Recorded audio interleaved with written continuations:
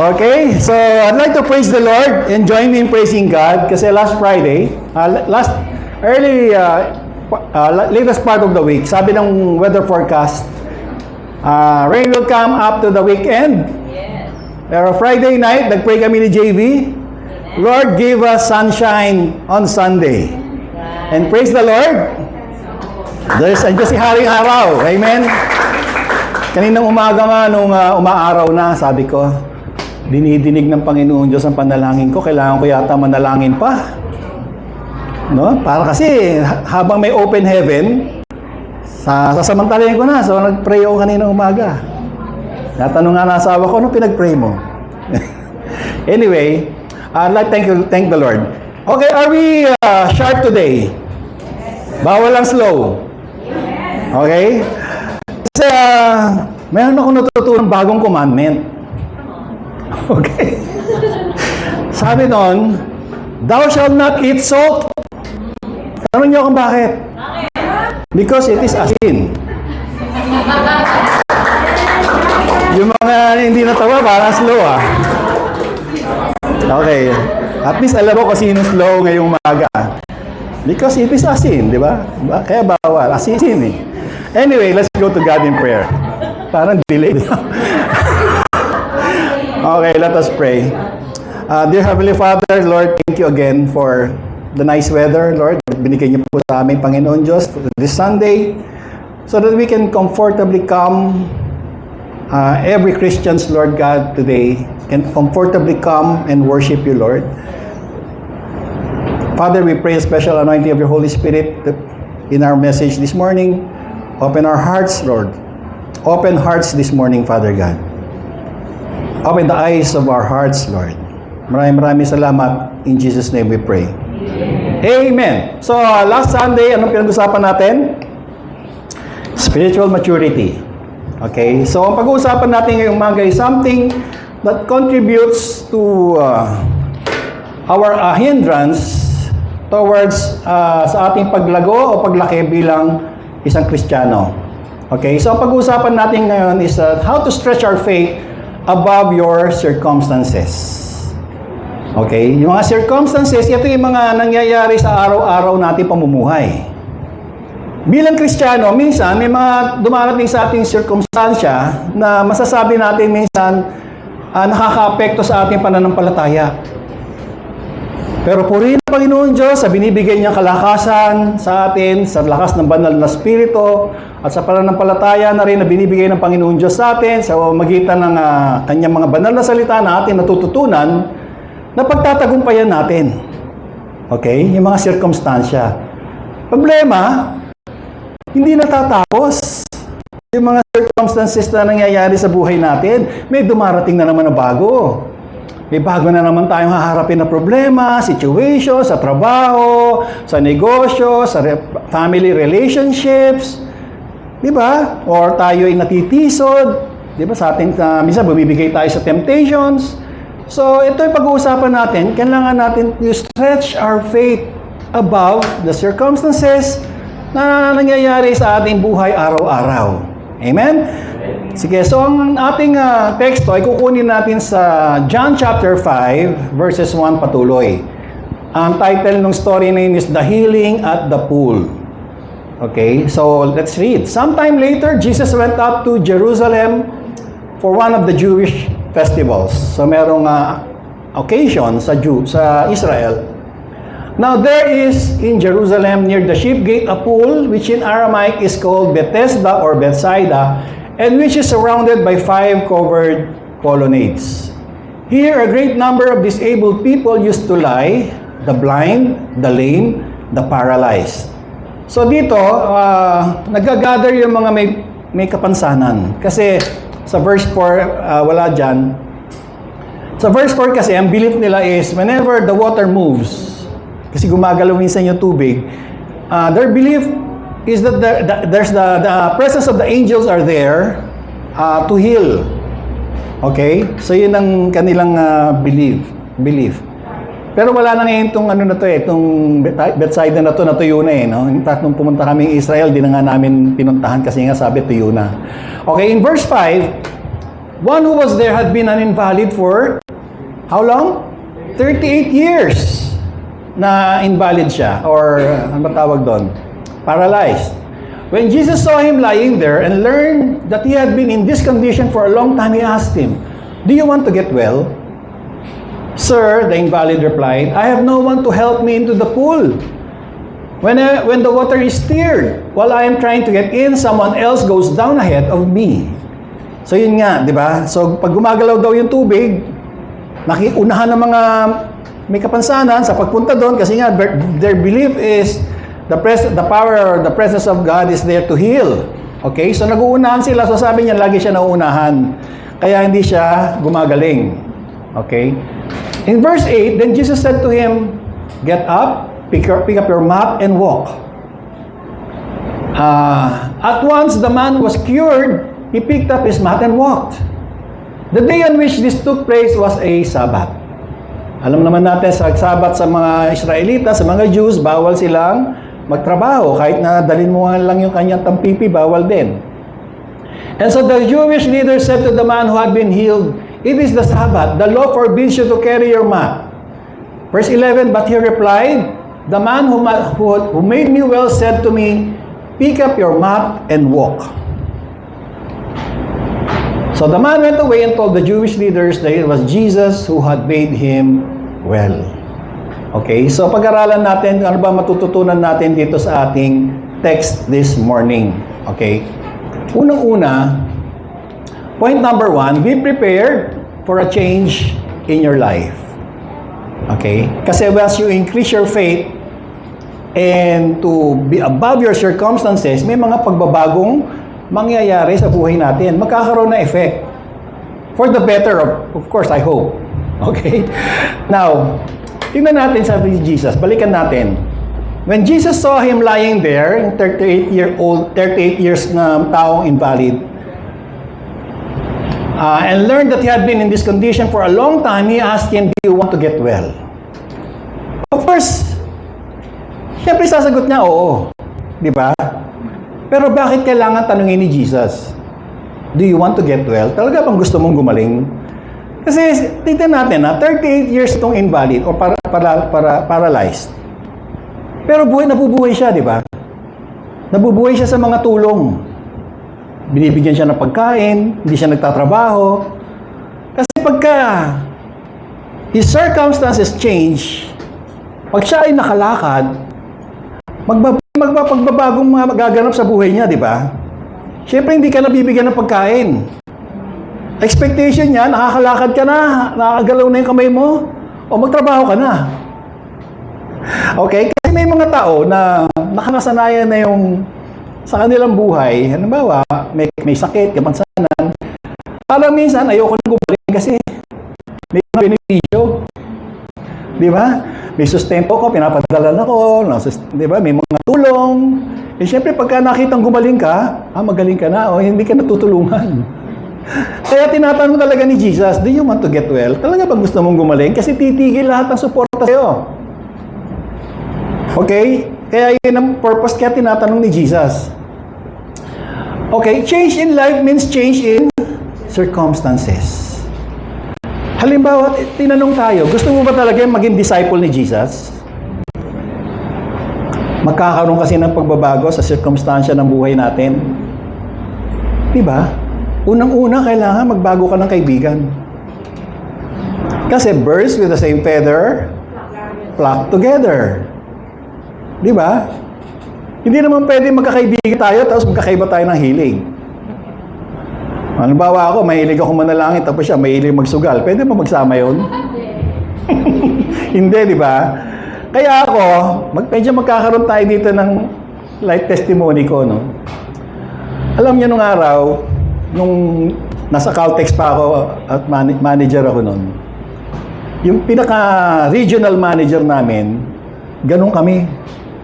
Kaya marami ang kinaiingitan ako eh. Pag nagkakasino kami, lagi kami magkatabi noon. Nung regional manager namin, parang nangawa kami magkaibigan eh. Actually, nung nauna ako doon sa Mindanao, na-assign ako, wala pa sila normie. Pag nalulungkot yun, "Mark, punta ka nga dito sa Davao."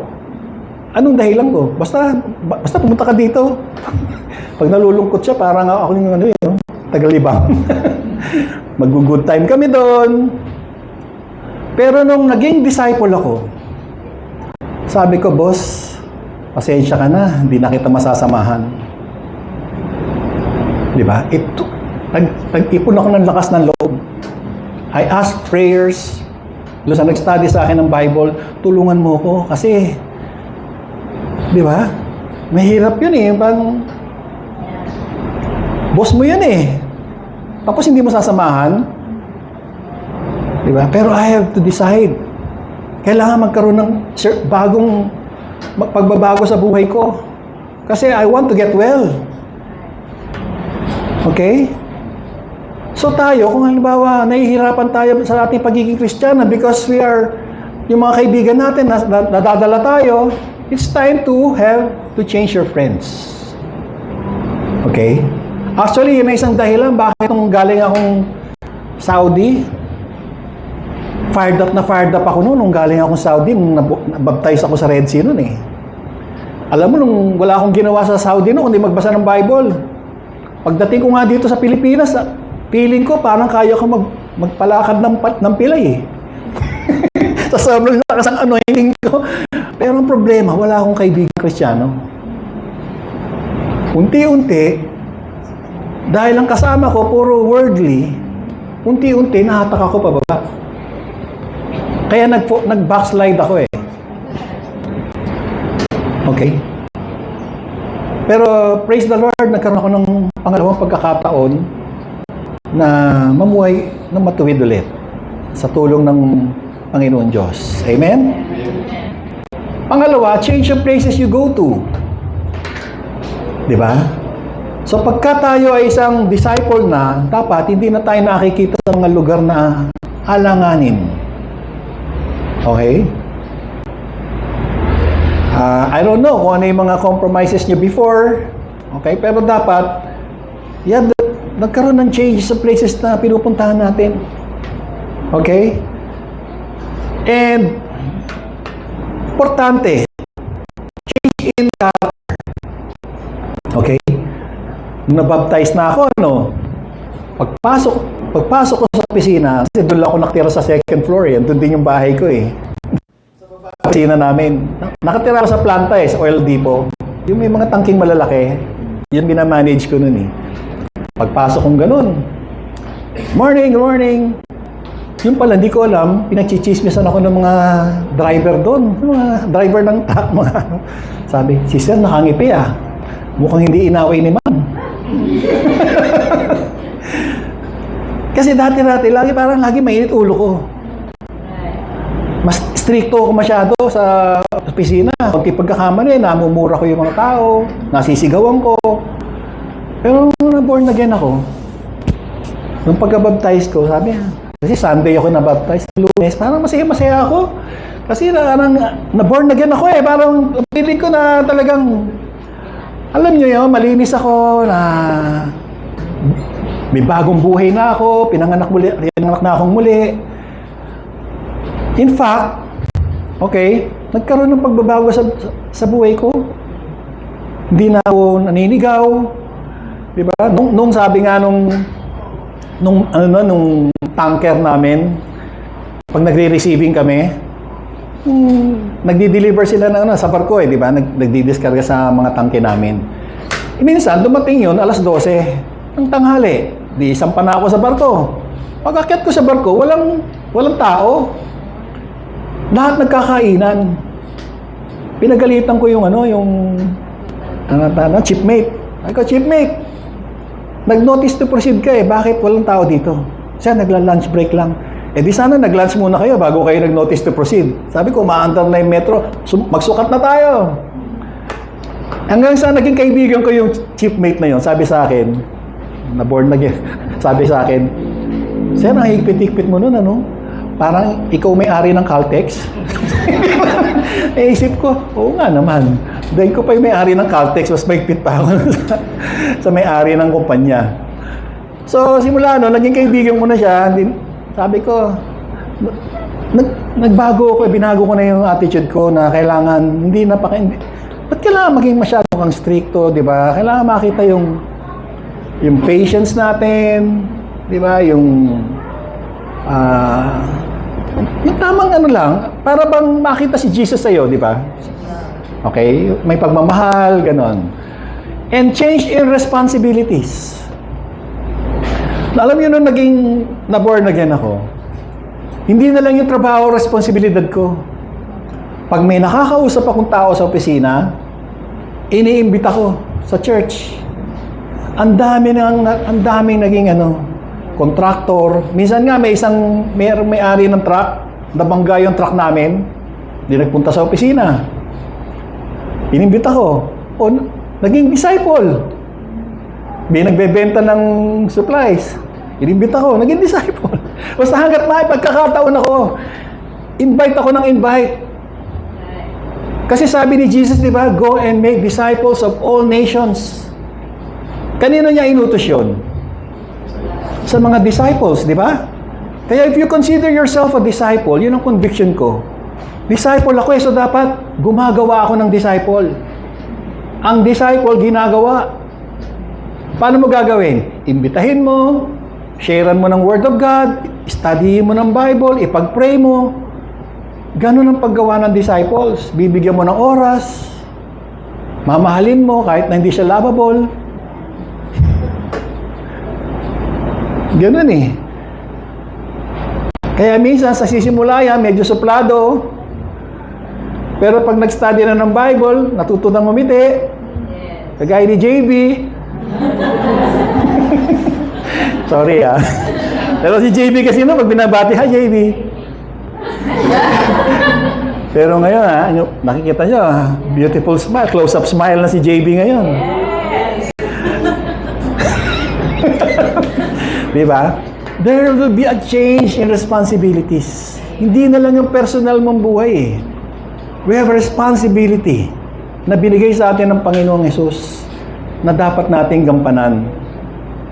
Diba? Can you just imagine kung lahat tayo ginagawa natin yung purpose natin? Next year, hindi tayo kakasya dito. Matutupad yung pangarap natin sa PICC tayo, di ba? Patawa-tawa kayo. Tandaan nyo to, anong date ngayon? August 16? Tandaan nyo yan na challenge natin ng bawat isa. Okay? Na ang goal natin, dilipat tayo saan? Ha? Araneta, huwag naman, masyado malaki yan. Diba? Anyway, basta yun ang challenge sa atin mga kapatid. Gawin natin purpose natin. Diba? Store up for yourselves treasures in heaven. Huwag natin kakalimutan yun. Mas importante yun mga kapatid. Magkakaroon ng pagbabago sa buhay natin if we have to the challenge, diba? To increase our faith. Magkakaroon ng change sa circumstances ng buhay natin and in effect, magpabago sa ating buhay. Okay? Point number 2, take responsibility for your life. Sabi nung invalid, Sir, invalid replied, I have no one to help me into the pool when the water is stirred. While I'm trying to someone else goes down ahead of me. Anong ginagawa nitong naninisi? Diba? Sinisisi niya yung mga kapwa niya invalid doon. Inuunahan ako eh. Alam nyo, karamihan ng mga tao, ganyan ang dahilan. Si Adam, nung nagkasala, anong ginawa sinabi niya? Kasi si Eve, inalok ako eh. Diba? Tinuturo niya si Eve, inalok kasi ako nitong babae na to eh. Eve, ikaw, inalok ako yung ahas eh. Di ba mahilig tayo magturo? Kung sino may kasalanan, pati hindi na lang ang dapat natin gawin. Take responsibility for your life. Okay? Stop blaming others for your condition. Kung nasaan man tayo ngayon, at hindi ka happy kung nasaan ka, take responsibility. Huwag ka na manisi. Walang mangyayari, walang pagbabagong mangyayari kung patuloy kang mansisisi. Ang tanong, dapat mong gawin, ano ang dapat kong gawin para mabago ang kondisyon ng buhay ko? Para ma-overcome ko yung mga circumstances na nangyayari ngayon sa buhay ko na ayaw ko naman. Okay? Alam nyo, kagaya noon, kwento ulit ako, meron akong boss. Okay? Nung bumalik na ako ng Manila, galing Cagayan, diyan ako na-assign sa Pasig. LPG, hawak ko, LPG naman. Ngayon, yung boss ko, ayaw niya sa akin. Bakit? Kasi, nalaman ko, nung nire-review ko yung budget, nagta-turnover kami nung kapalit ko. Sabi ko, ang laki naman ng expenses mo sa representation. First quarter pa lang, nakaka-60,000 ka na. Sabi ko, sino bang ine-entertain mo? Siya, kailangan malaman ko kasi baka may taong kailangan entertainin, di ba? Kailangan tuloy-tuloy yun. Sabi niya, hindi sa akin yan, kay boss yan. Binibigay lang sa akin yung resibo. Ibig sabihin, yung aming boss, kumakain sa labas, papakasarap, tapos ibibigay sa kanya yung resibo o i-file mo expense report. So, libre kain yung boss ko. Hindi niya ako tao. Ibig sabihin, hindi kami close.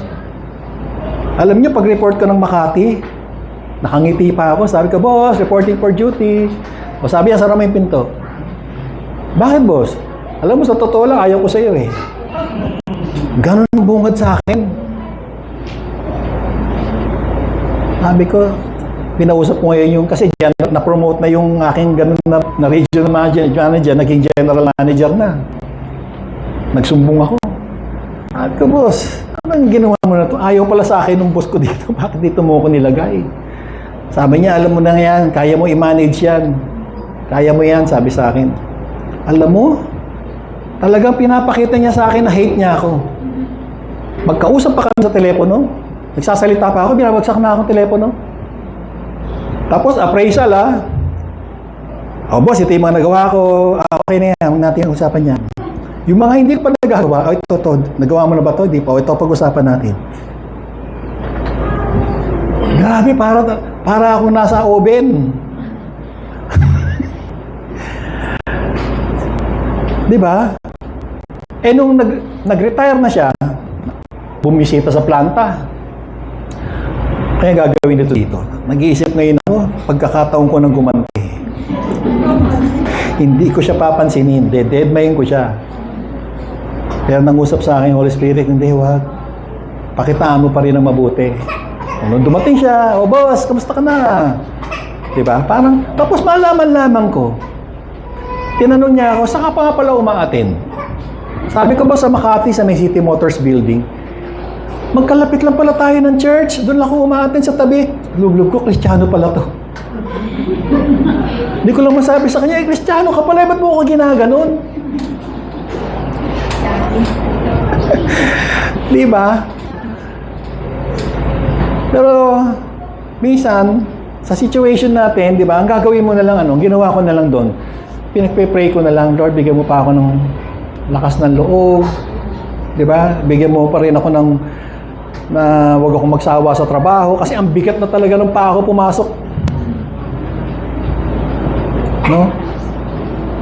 Okay? Stop blaming others for your condition.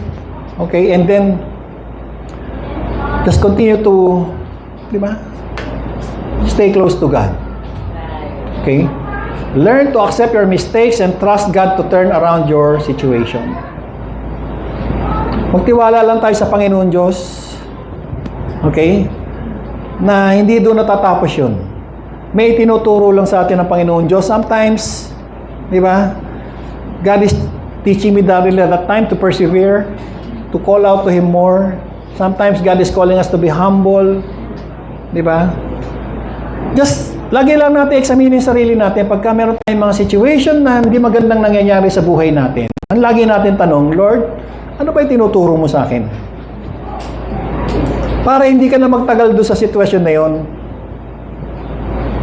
Okay, pag natutunan mo na kasi yan, di ba? Papasok ka na sa promised land. Parang yung mga Israelita, di ba? Hindi matututo. 40 years kayo dyan. Ay ikot-ikot. Okay?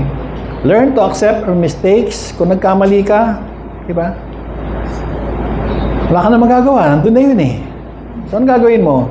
Tiwala ka na lang sa Panginoon Diyos. Romans 8:28, and we know that in all things, God works for the good for those who love Him, who have been called according to His purpose. Even though nagkamali ka ng desisyon, God will still work for the good of those who love Him. Gagawa pa rin ng Panginoon Diyos para i-turn around. Di ba nagkamali ako ng desisyon mag-early retirement? Ang ganda ng trabaho ko. Pero sabi ko, ayoko na magtrabaho. Nangyari, na-bankrupt kami. Pero looking back, kumilos ang Panginoon Diyos. With His mighty right hand, sabi niya, I will uphold you. Okay? Basta stay close lang sa Panginoon Diyos. Matiwala ka lang, huwag kang bibitaw. Magte-turn around ng situation mo. Di ba? Amen, church? Amen. Point number 3, stretch your faith beyond your ability. In verse 8 and 9, then Jesus said to him, get up, pick up your mat, and walk. At once, the man was cured. He picked up his mat and walked. Can you imagine? 38 years. Nakaganon siya. And suddenly, sasabihin ni Jesus, tayo ka. Pick up your mat and walk. Diba? Buhatin mo yung higaan mo, maglakad ka. Eh kung hindi siya up to the challenge. Ikaw naman, Jesus, 38 years na nga ako dito, nakaganito eh. Niloloko mo ba ako? Diba? Pero up to the challenge siya, ginawa niya. Unti-unti siguro, baka yung mga buto niya tumutunog pa. Dahil nabubuo na, umuuna. 38 years. Matigas na yun, di ba? Kung lagi nakaganyan yan. Di ba? Pero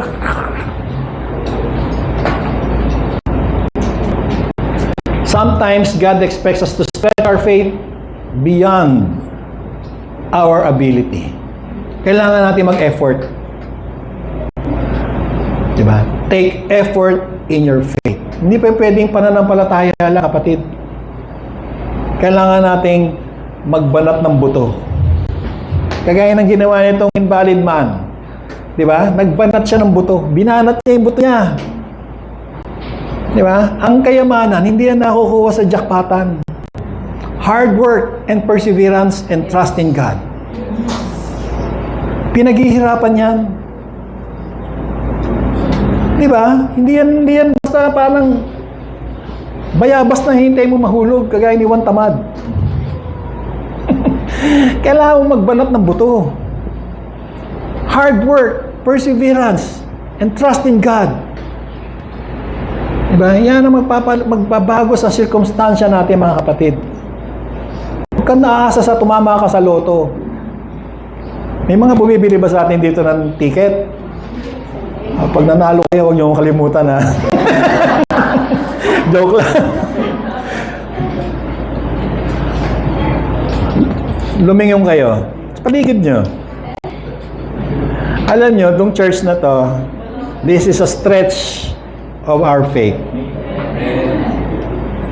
Okay? Our church is a stretch beyond our ability. Alam mo, mag-anniversary na pala itong church na to, end of August. Nagsimula kami, alam nyo, 3 pamilya. Doon kami sa mini-stop. Alam nyo yung tahanan village? May mini-stop dati doon sa taas. Maliit lang. Doon kami nagsimula. Tapos, nag-McDonald's kami sa President's Avenue. Tapos noon, nakuha na natin yung worship hall sa Valley 1. Tapos, nung COVID, nagsara. Ay, hindi pa pala yun. Nung nandun kami, naki-join force kami sa isang church. Which did not turn out good. Okay? So, hindi nag-workout yun. Natira pamilya ko, tsaka yung pamilya ni Ray. Yung bisita natin ng Christmas party, na naalala nyo. Tapos, nag-COVID, nag-McDonald's. Okay? Yun ang journey ng church. Kinikwento ko lang sa inyo. And then, nung nasa McDonald's na, doon na nagsimula hanggang sa nakuha natin tong place na to. Okay? So without formal training, without any outside support, okay, wala naman akong formal training to run the church. Wala nagdi-disciple sa akin. I learned through many mistakes din on my part. I also have to overcome a lot of ungodly character on my part. Kasi para akong ano nun tawag dito naisubo kasi yung dalawang pamilya, tinawag ako, nag-meeting kami, Brother Mark, magtayo kaya tayo ng church, ikaw ang mag-lead sa amin. Okay? Kasi nung dating inaatlan namin church, nung kinausap ko kasi yung pastor, sabi ko, Pastor, kailangan pa ba ng repentance o pagsisisi para maligtas ng isang tao? Sabi niya, ang sagot niya sa akin, hindi na raw kailangan. Sabi ko, parang kinontra mo na si Jesus, di ba? Kasi sabi ni Jesus, repent. Di ba? For the kingdom of heaven is near. Si Jesus na nga mismo nagsasabi, magsisi kayo, tapos sasabihin mo sa akin, di kailangan magsisi. Sabi ko, Pastor, di ko yata kayang tanggapin yung sinasabi mo, aalis na lang ako sa church. So nagpaalam ako, hindi na, malis na kami, ka-Bible talk ko sila, yung dalawang pamilya. So, yun nga, pinatawag nila ako to lead. And, maraming hardships, maraming discouragements, there are many times na gusto ko nang tumigil. Kami ng Army, tigil na kaya natin to. Pero kasi ang usapan namin ng Panginoon Diyos, Lord, pag nag-aabono na ako sa church, ibig sabihin ng pinatitigil mo na. Nasusustain yung nasusustain ng Panginoon Diyos yung pangangailangan ng church, sa renta, sa kuryente. So, tuloy lang. Kasi yun naman ang pledge ko sa Panginoon Diyos Lord, pagka hindi mo na sinusustain financially yung church, ibig sabihin nun, you want me to stop. Pero purihin ng Panginoon Diyos, because of His grace, because of His goodness, because of the contributions of each one of us, because of the faithfulness of each one of us, andito na tayo ngayon, mga kapatid. Amen? So, palapakan natin si Lord, palapakan natin din ang bawat isa. Diba? This is a stretch beyond our ability. Without outside support, without formal training, diba? Alam niyo, nagpe-pray ako sa Panginoon Diyos, Lord, bigyan mo ako ng mga young leaders. Sumobra naman. Diba? Masyadong matatalino naman yung mga dinadala ng Panginoon Diyos dito. Mga taga-pamantasan, mga scholar, mga taga-lasal. Minsan nga, na-overwhelm ako kay Vince. Masyadong maraming project si Vince. Sabi ko lang, minsan parang biskin na nagre-relax na ako, kaya kailangan pa akong pag-aralan. Pero anyway, for the good. Di ba? Anyway, patuloy lang tayo mga kapatid. Hindi ko alam kung saan tayo dadalhin ng Panginoon Diyos, pero kung patuloy tayo magtutulungan, di ba? As a body of Christ, di ba? Nothing is impossible with God. Amen? Amen. Point number 4, don't forget God in all circumstances. So, tinanong nga siya. So, they asked him, who is this fellow who told you to pick it up and walk? The man who was healed had no idea who it was, for Jesus had slipped away into the crowd that was there. Later, Jesus found him at the temple and said to him, "See, you are well again. Stop sinning or something worse may happen to you." Ibig sabihin, this invalid man before, nakakalakad siya. Di ba sabi ni Jesus, "See, you are well again." Ibig sabihin dati, at some point in time, okay siya. Di ba? Nakakalakad siya ng maayos. Hindi siya invalid. Pero because of some sins, na-invalid siya. Kaya sabi ni Jesus, stop sinning or something worse may happen to you. Baka maging invalid pa uli siya. Okay? And then the man went away and told the Jewish leaders that it was Jesus who had made him well. So tama naman yung ginawa nitong invalid man na to. Kasi tinatanong siya, sino nagpagaling sa'yo? Kaya lang hindi niya una nakilala si Jesus, pero nung na-encounter niyo ulit ang Panginoong Jesus, nakilala na niya. Okay? So sabi niya, si Jesus ang nagpagaling sa akin. Okay? So kailangan hindi natin kinakalimutan ng Panginoon Jesus. Okay? At what times ba na minsan nakakalimutan natin ang Panginoon? How do we forget God? By forgetting our past work of salvation. Sabi sa Deuteronomy chapter 6 verse 12, be careful, mag-ingat daw tayo, that you do not forget the Lord, who brought you out of Egypt, out of the land of slavery. Huwag natin kalimutan sana yung ginawa ni Jesus sa cross para sa bawat isa sa atin. Minsan kasi nakakalimutan na natin.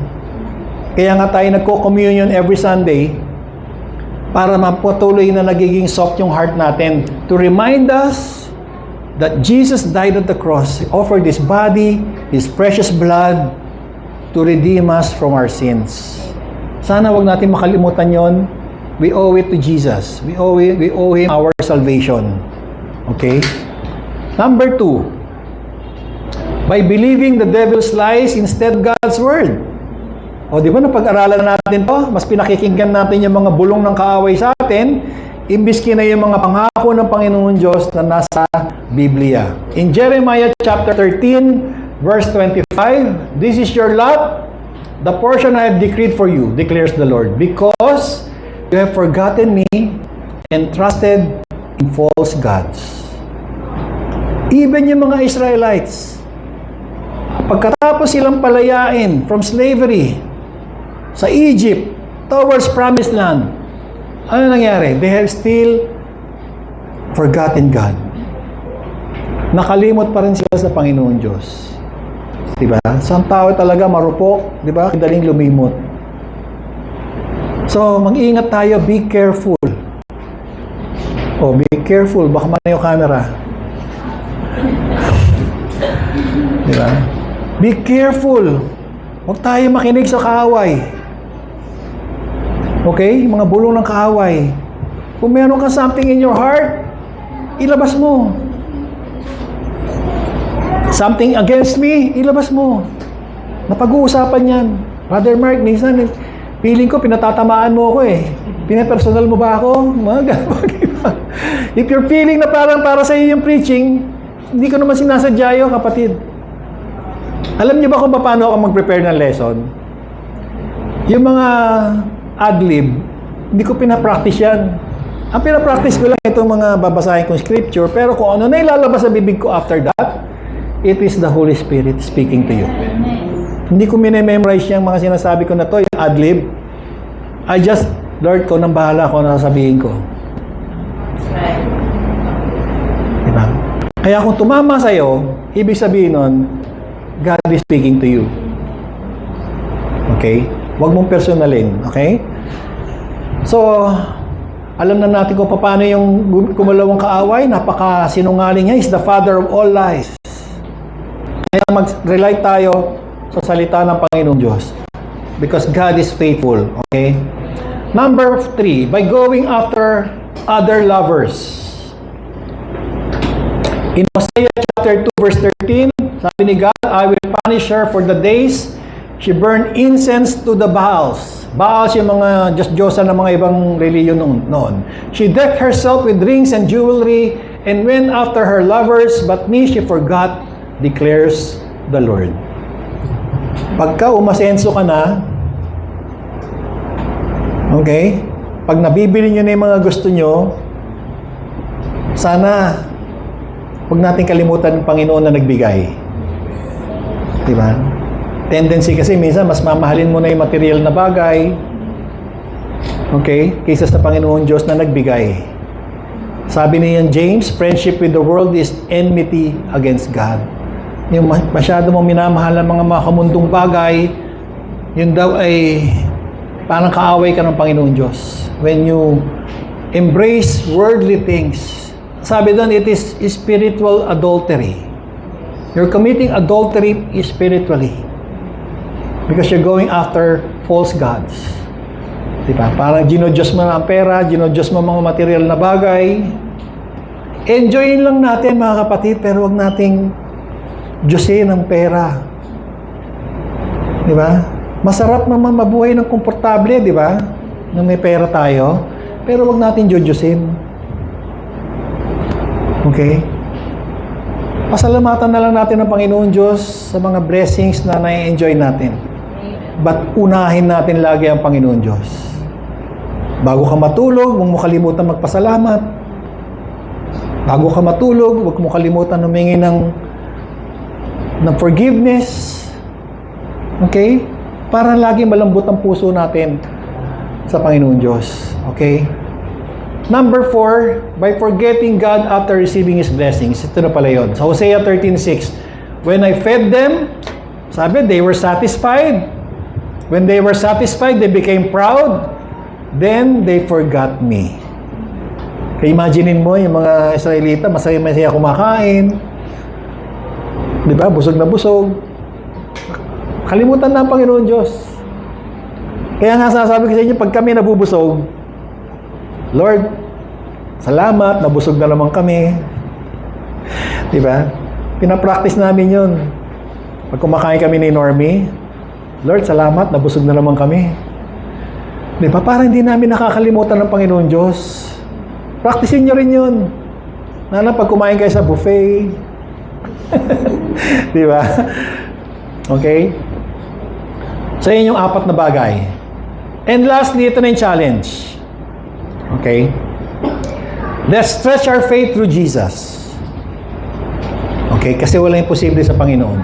In John chapter 14, verse 12 to 14, very truly I tell you, sabi ni Panginoong Jesus, this is Jesus speaking.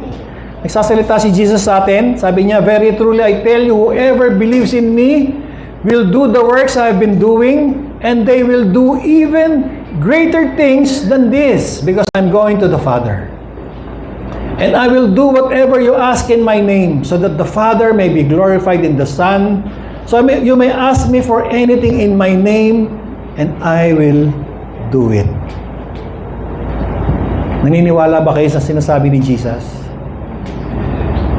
Sabi niya, He will do even greater things sa mga nagawa niya. Diba? Kasi si Jesus, 3 taon lang nandito eh. Kaya tayo, baka magtagal pa. Kaya mas marami kang magagawa. Di ba? Eh marami pa tayo. So we can do even greater things. In the name of Jesus. Okay? Sabi, ask anything in my name. Kaya pag humihiling tayo, lagi sa pangalan ng Panginoong Yesus. Di ba? Nung Friday, humingi kami ng araw. JB, di ba? Humingi tayo ng araw. Ayan si araw. Sabi ko kasi, Lord, pag nagbaptize kami, malamig ang tubig. Di ba? Mahirap. Kaya binigyan tayo ng araw. Coincidence ba yan? Ako hindi naniniwala, hindi. Because we asked it, and the Lord gave it. We have to stretch our faith beyond our circumstances. Sa mga pagkukulang natin, di ba? Patuloy tayo manalangin in Jesus' name. Di ba? And ma-overcome natin yan, mga circumstances natin sa buhay. Mga pagsubok lang yan, mga kapatid. Sinusubukan lang ng Panginoon Diyos hanggang saan tayo magtitiwala. Di ba? Kayang-kaya. May mahirap ba para sa Panginoon Diyos? Diba? May imposible ba sa Panginoon Diyos? Wala. Parang mahina. May imposible ba para sa Panginoon Diyos? Wala. Diba? In Jesus' name. Amen? Praise the Lord, and to God be the glory. Palakpakan natin God. Let all stand up for our closing prayer and our closing song.